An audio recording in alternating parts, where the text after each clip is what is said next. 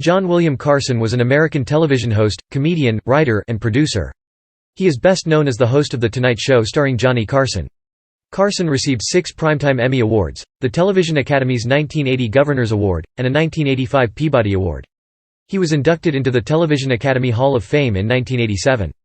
Carson was awarded the Presidential Medal of Freedom in 1992 and received a Kennedy Center honor in 1993. During World War II, Carson served in the Navy. After the war, Carson started a career in radio. He moved from radio to TV and followed Jack Paar as the host of the late-night talk show, Tonight. Although his show was already successful by the end of the 1960s, during the 1970s, Carson became an American icon and remained so even after his retirement in 1992. He adopted a casual, conversational approach with extensive interaction with guests, an approach pioneered by Arthur Godfrey and previous Tonight Show hosts Steve Allen and Jack Paar but enhanced by Carson's lightning-quick wit. Former late-night host and friend David Letterman, as well as many others, have cited Carson's influence. He is widely considered to be the king of late-night TV. Early life and career. John William Carson was born on October 23, 1925, in Corning, Iowa, to Ruth Elizabeth Carson and Homer Lloyd, Kit, Carson, a power company manager. He grew up in the nearby towns of Avoca, Clarinda, and Red Oak in southwest Iowa before moving to Norfolk, Nebraska, at the age of 8. There, Carson grew up and began developing his talent for entertaining. At the age of 12, Carson found a book on magic at a friend's house and immediately purchased a mail-order magician's kit. After purchasing the kit, Carson practiced his entertainment skills on family members with card tricks. He was known for following his family members around saying, "Pick a card, any card." Carson's mother sewed him a cape, and his first performance was staged in front of the local Kiwanis Club. He debuted as the Great Carsoni at age 14 and was paid $3 a show. Soon, many other performances at local picnics and county fairs followed. After graduating from high school, Carson had his first encounter with Hollywood.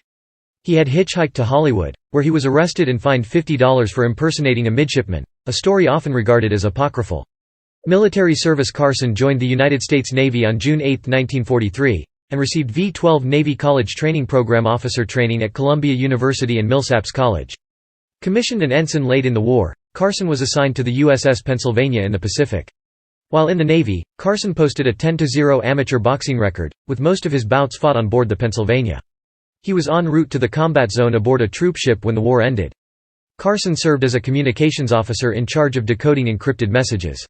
He said that the high point of his military career was performing a magic trick for United States Secretary of the Navy James V. Forrestal. In a conversation with Forrestal, the secretary asked Carson if he planned to stay in the Navy after the war. In response, Carson said no and told him he wanted to be a magician. Forrestal asked him to perform, and Carson responded with a card trick.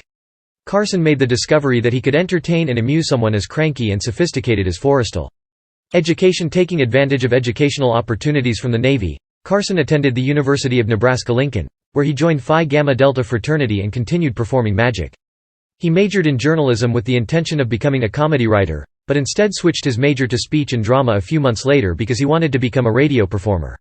Carson's college thesis, titled, How to Write Comedian Jokes, was a compilation of taped skits and jokes from popular radio shows with Carson explaining the comedic technique in a voiceover. It allowed him to graduate in 3 years. He graduated with a Bachelor of Arts degree in radio and speech with a minor in physics in 1949. Early radio and television. Carson began his broadcasting career in 1950 at WOW Radio and Television in Omaha. He soon hosted a morning television program called The Squirrel's Nest. One of his routines involved interviewing pigeons on the roof of the local courthouse that would report on the political corruption they had seen. Carson supplemented his income by serving as master of ceremonies at local church dinners, attended by some of the same politicians and civic leaders he had lampooned on the radio. The wife of one of the Omaha political figures Carson spoofed owned stock in a radio station in Los Angeles, and in 1951 referred Carson to her brother, who was influential in the emerging television market in Southern California. Carson joined CBS-owned Los Angeles television station KNXT. In 1953, comic Red Skelton, a fan of Carson's cult success, low-budget sketch comedy show, Carson's Cellar on KNXT, asked Carson to join his show as a writer.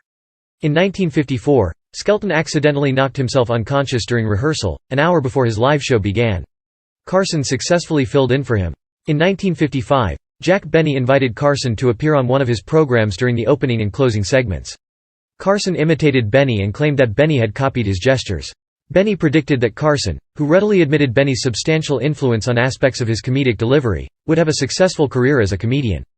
Carson hosted several shows besides Carson's Cellar, including the game show Earn Your Vacation and the CBS variety show The Johnny Carson Show. He was a guest panelist on the original To Tell the Truth beginning in 1960, becoming a regular panelist from 1961 to 1962. After the primetime The Johnny Carson Show failed, he moved to New York City to host ABC TV's Who Do You Trust? Formerly known as Do You Trust Your Wife? It was on Who Do You Trust? that Carson met his future sidekick and straight man, Ed McMahon. Although he believed moving to daytime television would hurt his career, Who Do You Trust? Was a success. It was the first show where he could ad-lib and interview guests, and because of Carson's on-camera wit, the show became the hottest item on daytime television during his 6 years at ABC. The Tonight Show, NBC's Tonight, was the late-night counterpart to its early morning show Today. Originating in 1954 with host Steve Allen, Tonight was somewhat experimental at the time, as the only previous network late-night program was NBC's Broadway Open House, which starred Jerry Lester and Dagmar. Tonight was successful, and when Allen moved on to primetime comedy variety shows in 1956, Jack Paar replaced him as host of Tonight. Paar left the show in 1962. Carson's success on ABC's Who Do You Trust? Led NBC to invite him to take over Tonight a few months before Paar's departure. Carson declined the offer because he feared the difficulty of interviewing celebrities for 105 minutes each day. Bob Newhart, Jackie Gleason, Groucho Marx, and Joey Bishop all also declined. NBC finally convinced Carson to sign by early February 1962. Carson can be seen discussing his upcoming job for the first time on the February 11, 1962, episode of What's My Line? Due to Carson having 6 months left on his ABC contract, NBC used multiple guest hosts until he could take over. Guest hosts included Merv Griffin, Art Linkletter, Joey Bishop, Arlene Francis, Bob Cummings, Jerry Lewis, Groucho Marx, Donald O'Connor, and others. Although he continued to have doubts about his new job, Carson became the host of Tonight on October 1, 1962. After a difficult first year, he overcame his fears. While Tonight under its previous hosts had been successful, especially under Paar, Carson's version eventually did very well in the ratings. Billy Wilder said of Carson, "By the simple law of survival, Carson is the best. He enchants the invalids and the insomniacs as well as the people who have to get up at dawn. He is the Valium and the Nembutal of a nation. No matter what kind of dead asses are on the show, he has to make them funny and exciting. He has to be their nurse and their surgeon. He has no conceit. He does his work and he comes prepared. If he's talking to an author, he has read the book. Even his rehearsed routines sound improvised. He's the cream of middle-class elegance, yet he's not a mannequin. He has captivated the American bourgeoisie without ever offending the highbrows, and he has never said anything that wasn't liberal or progressive. Every night, in front of millions of people, he has to do the salto mortale. What's more, he does it without a net. No rewrites. No retakes. The jokes must work tonight." McMahon followed Carson from Who Do You Trust? As his announcer and sidekick, and Skitch Henderson was installed as the maestro of the NBC orchestra. McMahon's famous introduction, "Here's Johnny," was followed by a brief monologue by Carson. This was often followed by comedy sketches, interviews, and music.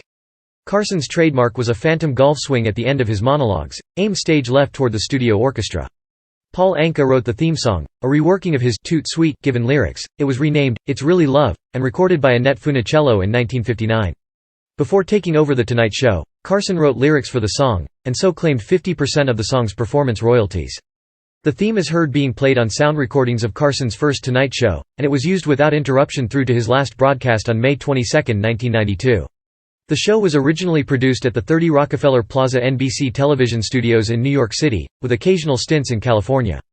The program began videotaping in advance during the Jack Paar days, although during the 1970s, NBC fed the live taping from Burbank to New York via satellite for editing. Carson had a talent for quick quips to deal with problems. If the opening monologue fared poorly, the band would start playing "Tea for Two," and Carson danced a soft shoe to laughs from the studio audience. Alternatively, Carson might pull the boom microphone close to his face and announce, "Attention Kmart shoppers, clean up in aisle 4. Moved to Burbank on May 1, 1972. The show moved from 30 Rockefeller Plaza to Burbank, California, because of the studio's proximity to celebrities. From July 1971, Carson stopped hosting 5 shows per week. Instead, Mondays featured a guest host, leaving Carson to host the other 4 weeknights. Shows were videotaped in Burbank at 5:30 p.m., fed from there to the Central and Eastern time zone stations via cross-country television line at 8:30 p.m. Pacific time, and later sent from Burbank to the Pacific time zone stations at 11:30 p.m. Pacific time. Since only 2 feeds originated from Burbank, Central time zone stations received the Eastern feed 1 hour earlier at 10:30 p.m. local time, and Mountain time stations received the Pacific time zone feed 1 hour later at 12:30 a.m. local time. In 1980, at Carson's request, The show cut its 90-minute format to 60 minutes on September 16. Tom Snyder's Tomorrow added a half-hour to fill the vacant time. Joan Rivers became the permanent guest host from September 1983 until 1986. The Tonight Show then returned to using rotating guest hosts, including comic George Carlin. Jay Leno became the exclusive guest host in fall 1987. Leno joked that although other guest hosts had upped their fees, he had kept his low, assuring himself more bookings. Eventually, Monday night was for Leno, Tuesday for the Best of Carson, rebroadcasts usually dating from a year earlier, but occasionally from the 1970s. Although Carson's work schedule became more abbreviated, Tonight remained so successful that his compensation from NBC continued to rise. By the mid-1970s, he had become the highest-paid personality on television, earning about $4 million a year, not including nightclub appearances and his other businesses. He refused many offers to appear in films, including title roles in The Thomas Crown Affair and Gene Wilder's role in Blazing Saddles. He also declined director Martin Scorsese's offer to co-star with Robert De Niro in the 1983 film The King of Comedy, with the role of a TV talk show host then going to Jerry Lewis. In recognition of his 25th anniversary on The Tonight Show, Carson received a personal Peabody Award, the board saying he had become an American institution, a household word, the most widely quoted American. They also said they felt the time had come to recognize the contributions that Johnny has made to television, to humor, and to America. Uri Geller in 1973, magician, television personality, and self-proclaimed psychic Uri Geller appeared on The Tonight Show. In the Nova documentary, James Randi, Secrets of the Psychics, magician and skeptical activist James Randi says that Carson had been a magician himself and was skeptical of Geller's claimed paranormal powers, so prior to the date of taping, Randi was asked to help prevent any trickery. Per Randi's advice, the show prepared their own props without informing Geller, and did not let Geller or his staff anywhere near them. When Geller joined Carson on stage, he appeared surprised that he was not going to be interviewed, but instead was expected to display his abilities using the provided articles. Geller said, "This scares me, and I'm surprised because before this program your producer came and he read me at least 40 questions you were going to ask me." Geller was unable to display any paranormal abilities, saying, "I don't feel strong," and he expressed his displeasure at feeling like he was being pressed to perform by Carson. 8:10 According to Adam Higginbotham's November 7, 2014 article in The New York Times, the result was a legendary immolation, in which Geller offered up flustered excuses to his host as his abilities failed him again and again. "I sat there for 22 minutes, humiliated," Geller told me, when I spoke to him in September. "I went back to my hotel, devastated. I was about to pack up the next day and go back to Tel Aviv. I thought, that's it, I'm destroyed." However, this appearance on The Tonight Show, which Carson and Randi had orchestrated to debunk Geller's claimed abilities, backfired. According to Higginbotham, to Geller's astonishment, he was immediately booked on The Merv Griffin Show. He was on his way to becoming a paranormal superstar. "That Johnny Carson show made Uri Geller," Geller said. To an enthusiastically trusting public, his failure only made his gifts seem more real. If he were performing magic tricks, they would surely work every time. Comic characters Carson played several continuing characters on sketches during the show, including, Art Fern was the Tea Time movie announcer, whose theme song was, "Hooray for Hollywood." Carson once admitted on camera that this was his favorite character, based on late-afternoon TV hosts who would deliver commercials throughout the movie. Each sketch usually featured 3 long commercials interrupted by silent, 4-second clips from antique films. When the camera returned from each clip, Art was always caught off guard and immediately reminded viewers that they were watching a film favorite.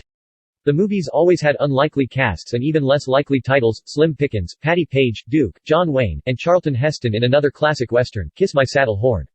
Carson originally played the fast-talking huckster in his own voice, and finally settled on a nasal, high-pitched, smarmy drone, reminiscent of Jackie Gleason's Reginald Van Gleason III character.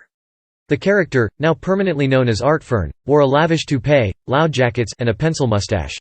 Actress Carol Wayne became famous for her 100-plus appearances as Art's buxom assistant, the matinee lady. While Art gave his spiel, she would enter the stage behind him. Art would react to her attractive body by wincing, loudly shouting, "Ho, Lee," and turning almost everything she said into a sexual double entendre. After Carol Wayne's death in 1985, Carson kept Art Fern off the air for most of the next year, and finally hired Danuta Wesley and then Teresa Gansel to play the matinee lady. Carson also used these sketches to poke fun at the intricate Los Angeles interstate system, using a pointer and map to give confusing directions to shoppers, often including points where he would unfold the cardboard map to point out, via the appropriate picture, when the shopper would arrive at the fork in the road. Another freeway routine in the same theme centered on the Slauson Cutoff, a slang term Carson popularized to describe the truncated Marina Freeway. Art Fern would advise drivers to take a series of freeways until they reached the Slauson Cutoff, and would then advise them to get out of your car, cut off your Slauson, get back in your car, often followed by peals of laughter from the audience, led by McMahon. Karnak the Magnificent, a turbaned psychic, could answer questions before seeing them. Karnak had a trademark entrance in which he always turned the wrong direction when coming on stage and then tripped on the step up to Carson's desk. These comedic missteps were an indication of Karnak's true prescient abilities. McMahon would hand Carson a series of envelopes containing questions, said to have been hermetically sealed and kept in a mayonnaise jar on Funk and Wagnall's porch since noon today. Carson would place each envelope against his forehead and predict the answer, such as Gatorade. Then, he would read the question, "What does an alligator get on welfare?"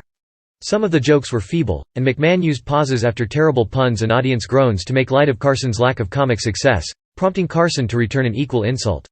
Pat McCormick wrote some of the zaniest Karnak material. The one that had McMahon and Carson nearly rolling on the floor with sustained laughter was, "Sis Boomba." Answer: describe the sound made when a sheep explodes. McMahon would always announce near the end, "I hold in my hand the last envelope," at which the audience would applaud wildly, prompting Karnak to pronounce a comedic curse on the audience, such as, "May a flock of wild geese leave a deposit on your breakfast, may your sister elope with a camel, may a diseased yak take a liking to your sister," or the most famous, "May the bird of paradise fly up your nose." The character was taken from Steve Allen's essentially identical Answer Man segment, which Allen performed during his tenure as host of The Tonight Show in the 1950s. As Allen acknowledged in his book The Question Man, this bit had been created in Kansas City in 1951 by Bob Arbogost and used on The Tom Poston Show in New York, where it eventually ended up on The Steve Allen Show, much to the surprise of both Bob and Steve. The Karnak character and routine also closely resemble Ernie Kovach Mr. Question Man. Floyd R. Turbo American was a stereotypical common working man, wearing a plaid hunting coat and cap, who offered editorial responses to left-leaning causes or news events. Railing against women's rights in the workplace, for example, Turbo would shout, "This raises the question. Kiss my dictaphone." Aunt Blabby, a cantankerous and sometimes amorous old lady, was invariably interviewed by straight man Ed McMahon about elder affairs.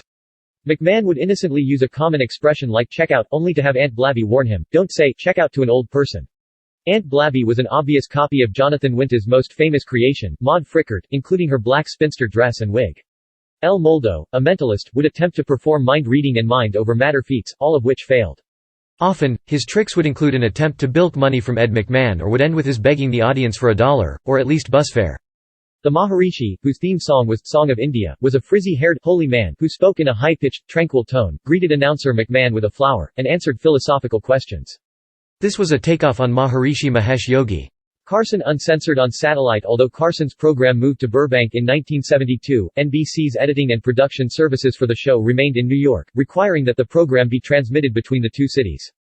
In 1976, NBC used the SATCOM-2 satellite to achieve this, feeding the live taping directly to New York, where it would be edited prior to the late-night broadcast. This live feed lasted usually for 2 to 2.5 hours a night and was both uncensored and commercial-free. During the slots for commercial breaks, the audio and picture feed would continue, capturing at times risque language and other events that would be edited out before transmission. At the same time, satellite ground stations owned by individuals began appearing, and some found the live feed. Satellite dish owners began to document their sightings in technical journals, giving viewers knowledge of things they were not meant to see. Carson and his production staff grew concerned about this and pressured NBC into ceasing the satellite transmissions of the live taping in the early 1980s. The satellite link was replaced by microwave transmission until the show's editing facilities were moved to Burbank. Effect on popular culture. Carson's show launched the careers of many performers, especially comedians and musicians. For a comedian appearing on the show, getting Carson to laugh and being invited to the guest chair were considered the highest honors. Notable among these were David Letterman, Robin Williams, Jay Leno, Jerry Seinfeld, Arsenio Hall, Jeff Foxworthy, Ellen DeGeneres, Rodney Dangerfield, Joan Rivers, David Brenner, Tim Allen, Drew Carey, Howie Mandel, Roseanne Barr and Don Rickles. Carson was successor to The Ed Sullivan Show as a showcase for different types of talent, as well as continuing a vaudeville-style variety show. In 1966, Carson popularized Milton Bradley's game Twister when he played it with actress Eva Gabor. Not widely known up to that time, the game skyrocketed in popularity after the broadcast. Controversies and feuds. Carson often made jokes at the expense of other celebrities. In 1980, Carson backed out of a deal to acquire the Aladdin Hotel and Casino in Las Vegas, and a competing group led by Wayne Newton successfully bought the property. According to lawyer Henry Bushkin, Carson became annoyed that he was often portrayed by the media as having lost the deal and reacted by telling jokes on his show about Newton, who had spent a great deal of effort building a masculine image. This created something of a high-profile feud between Carson and Newton. Years later, Newton appeared on Larry King Live, declaring that, "Johnny Carson is a mean-spirited human being. And there are people that he has hurt that people will never know about. And for some reason at some point, he decided to turn that kind of negative attention toward me." And I refused to have it. Newton has often told of personally confronting Carson. After the final straw, Newton barged into Carson's office at the NBC studios and threatened to beat him up unless the jokes stopped. They did. But only after Carson, who compiled a 10-0 record as a boxer in the Navy, laughed at him. On February 27, 1982, Carson was arrested for drunk driving on La Cienega Boulevard, near Beverly Hills. He was released on his own recognizance. Carson pleaded no contest to the charges, and in October 1982, received a sentence of 3 years probation, a fine of $603 and was required to attend a driver's education alcohol program. Carson's driving privilege was restricted to driving only to and from work in the alcohol education classes for a period of 90 days. Perry Mason actor Raymond Burr became angry over Carson's continuing fat jokes about him, and he only appeared on The Tonight Show twice, in 1968 and 1976, causing the guest chair in which he sat to break both times. On July 2, 1969, Carson launched an on-the-air attack on The New York Times after his nightly monologue, assailing the newspaper for an article saying that he was the highest-paid performer on television, earning $75,000 a week. He denied that was so, while declining to reveal his compensation in a subsequent interview with the newspaper, and called the article "damned unfair." The Times published a follow-up article saying that its initial reporter erred, and that $75,000 a week was unlikely.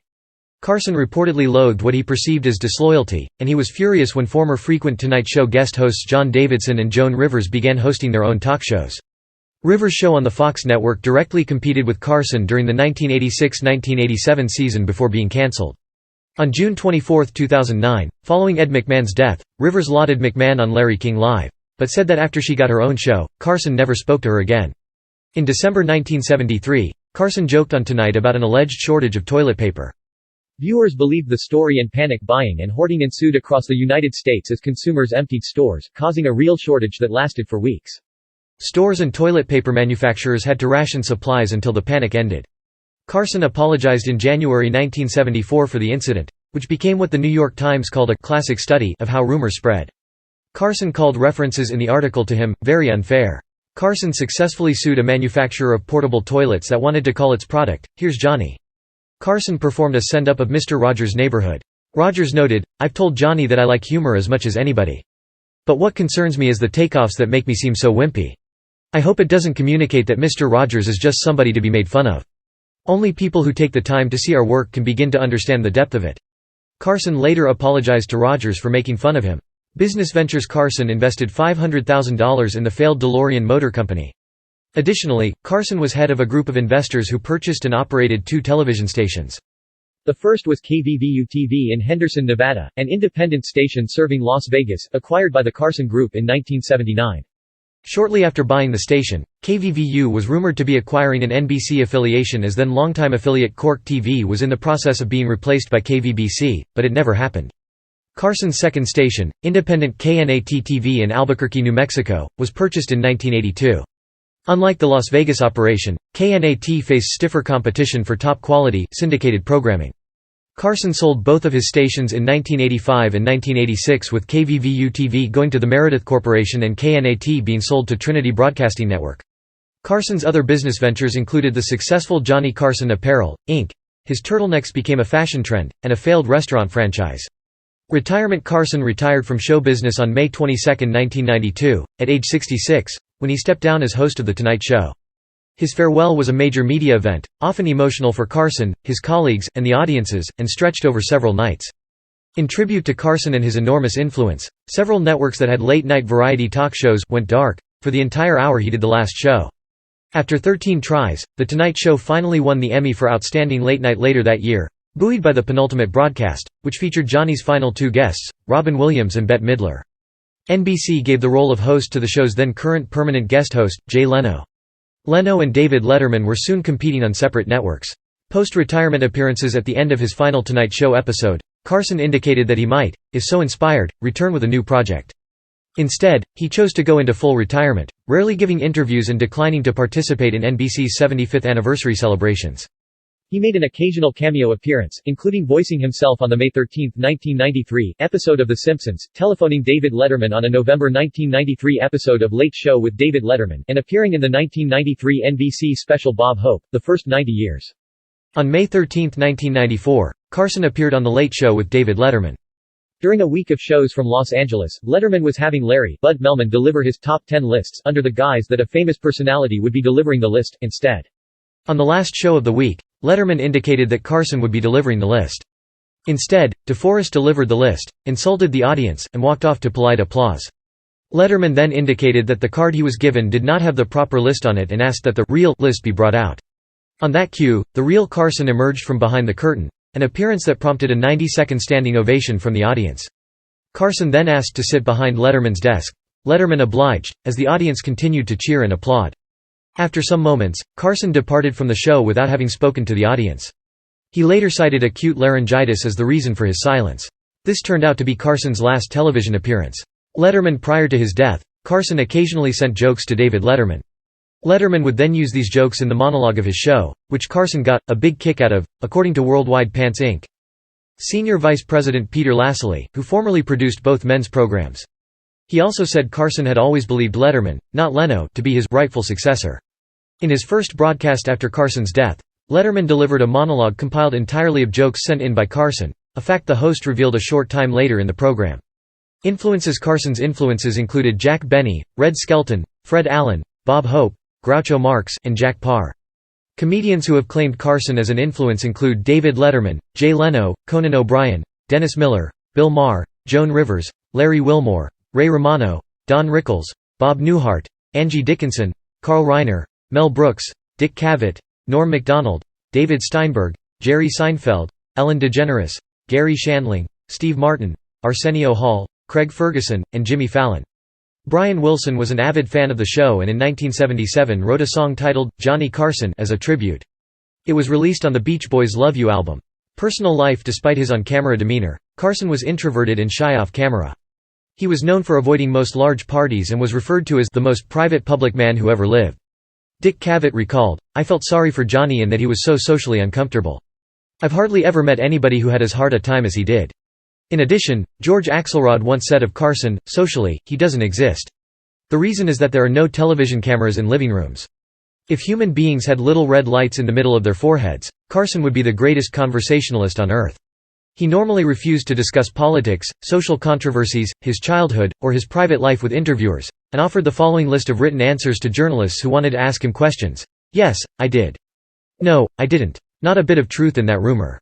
Only twice in my life, both times on Saturday. I can do either, but I prefer the first. No. Kumquats. I can't answer that question. Toads and tarantulas. Turkestan, Denmark, Chile, and the Komandorsky Islands. As often as possible, but I'm not very good at it yet. I need much more practice.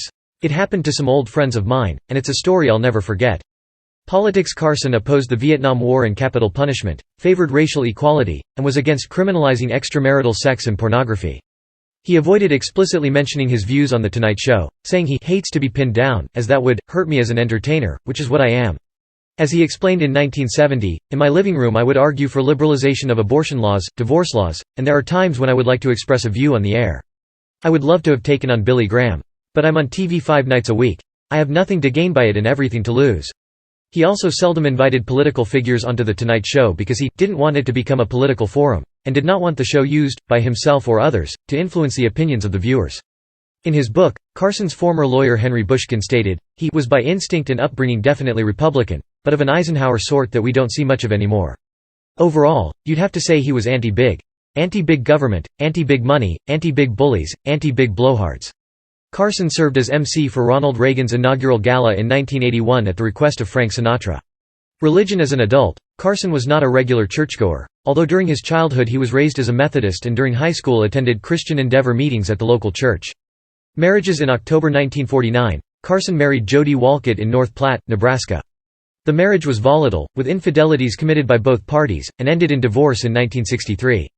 Carson married Joanne Copeland the same year, on August 17. After a second protracted divorce in 1972, Copeland received a settlement of $6,000 per month in alimony until she remarried or until Carson's death.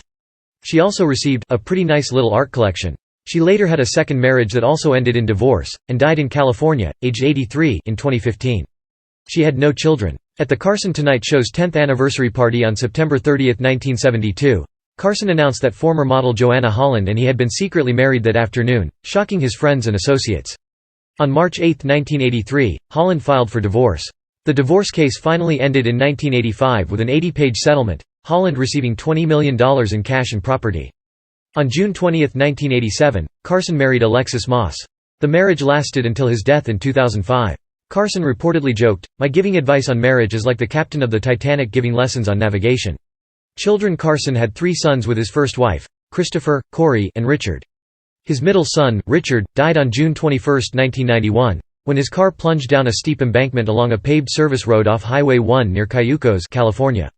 Apparently, Richard had been taking photographs when the accident occurred. On the first Tonight Show after his son's death, Carson paid tribute to Richard's photographic work by showing his nature slides, while Stevie Ray Vaughan's 1989 song, Riviera Paradise, played in the background. In addition, the final image of the show, as well as some, more to come, bumpers, of Carson's last show on May 22, 1992, featured a photo Richard had taken. Charity. In 1981, Carson created the John W. Carson Foundation, dedicated to supporting children, education, and health services. In August 2010, the Charitable Foundation created by Carson reported receiving $156 million from a personal trust established by the entertainer years prior to his January 2005 death. Carson's foundation was now by far the largest of the Hollywood charities. The foundation continues to support charitable causes. In November 2004, Carson announced a $5.3 million gift to the University of Nebraska Foundation to support the Hickson Lied College of Fine and Performing Arts Department of Theater Arts, which created the Johnny Carson School of Theater and Film. Another $5 million donation was announced by the estate of Carson to the University of Nebraska following his death, while a $1 million donation was announced on November 4, 2011, creating the Johnny Carson Opportunity Scholarship Fund. Carson also donated to causes in his hometown of Norfolk, including the Carson Cancer Center at Faith Regional Health Services, the Elkhorn Valley Museum, and the Johnny Carson Theater at Norfolk Senior High School. Carson also donated to the Northeast Community College Lifelong Learning Center in honor of his favorite teacher, Miss Fay Gordon. Miss Gordon had appeared on his show a number of times. His last known visit to Norfolk was to throw the 100th birthday party for Miss Gordon, which Carson had promised to do several years earlier. Other notes. Carson, an amateur astronomer, was a close friend of astronomer Carl Sagan, who often appeared on The Tonight Show. The unique way Sagan had of saying certain words, like billions, of stars, would lead Carson to ribbing his friend, saying Bill Ions and Bill Ions. Carson was the first person to contact Sagan's wife Anne Druyan with condolences when the scientist died in 1996. He owned several telescopes, including a top-of-the-line unit. In 1981, the minor planet 1981 M4 was named in his honor, 3252 Johnny. Carson was shown on a 1978 segment of 60 Minutes practicing at home on a drum set given to him by close friend Buddy Rich, who was the jazz musician with the most appearances on The Tonight Show. Gore Vidal, another frequent Tonight Show guest and friend, wrote about Carson's personality in his 2006 memoir. Carson was an avid tennis player. When he sold a Malibu house to John McEnroe and Tatum O'Neal, the escrow terms required McEnroe to give Johnny 6 tennis lessons. Carson's primary tennis teacher was Bob Trappenberg, who taught him for some time, and traveled with him to Wimbledon. Death and tributes. On March 19, 1999, Carson suffered a severe heart attack at his home in Malibu, California, and was hospitalized in nearby Santa Monica, where he underwent quadruple bypass surgery. Carson had been a heavy smoker for decades, and in the early days of his tenure on Tonight, often smoked on camera. He smoked 4 packs of Pall Mall cigarettes a day. It was reported that as early as the mid-1970s, he would repeatedly say, "These things are killing me." His younger brother recalled that during their last conversation, Carson kept saying, "Those damn cigarettes." At 6:50 a.m. Pacific Standard Time on January 23, 2005, Carson died at Cedars-Sinai Medical Center in Los Angeles of respiratory failure arising from emphysema. He was 79, and had revealed his terminal illness to the public in September 2002. His body was cremated, and the ashes were given to his wife, Alexis Moss. In accordance with his family's wishes, no public memorial service was held. Carson is also survived by his younger brother, Dick, who is an Emmy Award-winning director of, among other things, the competing Merv Griffin Show and Wheel of Fortune. Numerous tributes were paid to Carson upon his death, including a statement by then-President George W. Bush, all recognizing the deep and enduring affection held for him. On January 31, The Late Show with David Letterman paid tribute with former Tonight Show executive producer Peter Lasley and bandleader Doc Severinsen. At the beginning of this show, Letterman said that for 30 years, no matter what was going on in the world, whether people had a good or bad day, they wanted to end it being tucked in by Johnny. He also told his viewers that the monologue he had just spoken, which was very well received by the studio audience, consisted entirely of jokes sent to him by Carson in the last few months of his life. Doc Severinsen ended the Letterman show that night by conducting and playing, along with Tommy Newsom and Ed Shaughnessy, one of Carson's 2 favorite songs, Here's That Rainy Day. The Tonight Show with Jay Leno also paid tribute to Carson with guests Ed McMahon, Bob Newhart, Don Rickles, Drew Carey, and K.D. Lang. On his final Tonight Show appearance, Carson himself said that while sometimes people who work together for long stretches of time on television do not necessarily like each other, this was not the case with McMahon. He and McMahon were good friends who would have drinks and dinner together, and the camaraderie they had on the show could not be faked. Their friendship spanned 46 years. The 2005 film The Aristocrats was dedicated to Carson. The Simpsons, Season 16, Episode 7, Mommy Dearest, was dedicated to his memory. At the first Comedy Awards on Comedy Central, the Johnny Carson Award was given to David Letterman. At the second annual Comedy Awards on Comedy Central, the Johnny Carson Award was given to Don Rickles. A 2-hour documentary about his life, Johnny Carson, King of Late Night, aired on PBS on May 14, 2012, as part of their American Master series. It is narrated by Kevin Spacey and features interviews with many of Carson's family, fellow comedians, and protégés. A park is named in his honor in Burbank, across from the former NBC studios.